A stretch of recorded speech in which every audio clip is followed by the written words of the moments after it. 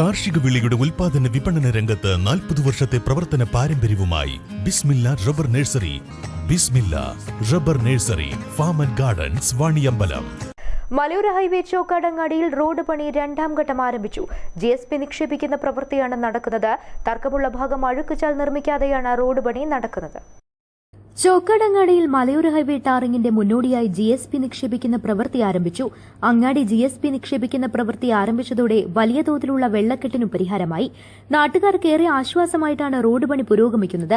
രണ്ടാം ഘട്ട പ്രവൃത്തി തുടങ്ങിയിട്ടും അങ്ങാടിയിലെ പഴയ ബസ് സ്റ്റോപ്പിന് സമീപത്തെ തർക്കപ്രശ്നത്തിന് പൂർണ്ണമായി പരിഹാരം കണ്ടെത്താനായില്ല.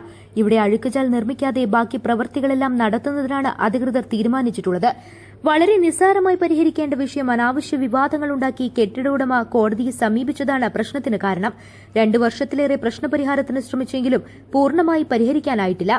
ഒരു കെട്ടിടമുടമ മാത്രമാണ് ഇപ്പോഴും ചോക്കാടങ്ങാടിയിൽ മലയോര ഹൈവേയുടെ പൂർണ്ണമായ നവീകരണത്തിന് തടസ്സമായി നിൽക്കുന്നതെന്നാണ് നാട്ടുകാരുടെ ആക്ഷേപം. റോഡ് പണി പൂർത്തിയാകുന്നതോടെ അഴുക്കുചാലിലൂടെ കുത്തിയൊലിച്ചു വരുന്ന ചളിവെള്ളം ഇവിടെ കെട്ടിനിൽക്കുന്നതിന് കാരണമാകും.